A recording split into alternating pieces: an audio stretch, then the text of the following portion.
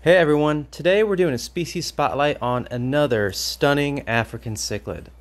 And we got this big 575-gallon tank full of all sorts of different fish. But the one we're looking at today is the Nimbochromis venustas, sometimes known as the giraffe cichlid. And you can probably tell why.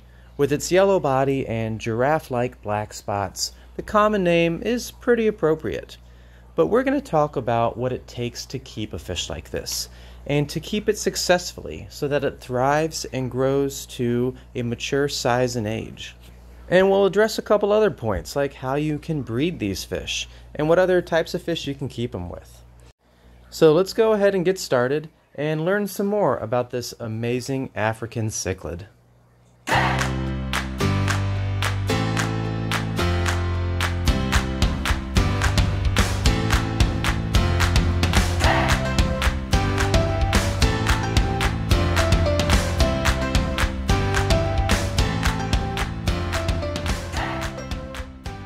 First thing we should talk about is the size of this fish, because they get pretty big.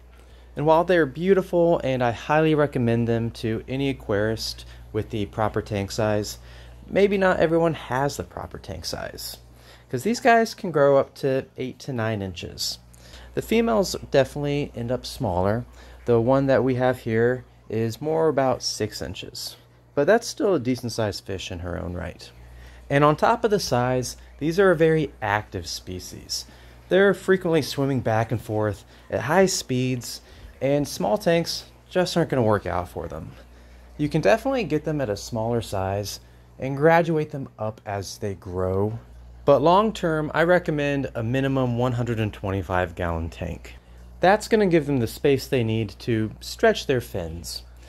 Now, when you have that tank of sufficient size, you're going to want to keep them in the proper water conditions. And with any fish, that of course means clean water. Keep up on your water changes. Now, the frequency and volume of water changes is very specific to your situation, your stocking levels, and your water filtration. As long as you're keeping the water clean and free of ammonia and nitrites and low on nitrates, the fish will do just fine. So once you have your clean water and your sufficient sized tank, you're going to want to keep them at a proper temperature so that they really thrive. And we find that African cichlids can really tolerate a decent range of temperature, but we like to keep ours right around that 77-degree mark, though an acceptable range really could be anywhere from 75 to 80. Now, for pH and water hardness, the venustas follow most African cichlids in that they thrive best in very hard water with a high pH. But most fish in the hobby are more adaptable than you might believe. So there's some wiggle room in those specific metrics. But enough about water. Let's talk about tank mates. These fish can be pretty aggressive, and they're also pretty big and fast. So that's a bad combination for any small or timid fish. We definitely recommend keeping the venustas with other large African cichlids and fish that can hold their own. We keep ours with blue dolphins, Nimbochromis livingstoni, some OB peacocks, and other decent-sized fish. An interesting note is that the livingstoni and venustas fight a lot, so I would not keep those species together if there isn't a number of other fish to help spread the aggression out.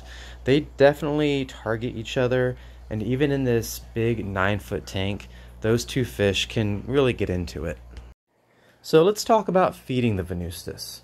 Like most African cichlids, the venustas will accept pretty much any food you throw in the tank. But there's some things that you want to steer clear from, such as foods that are high in crude proteins or fats.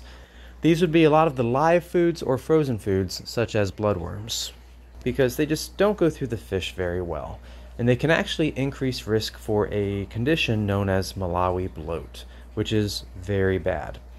But there's a wide array of foods specially designed and marketed towards African cichlids, from pellets to flakes to at-home prepared gel foods, and all of these will work just fine for the venustas.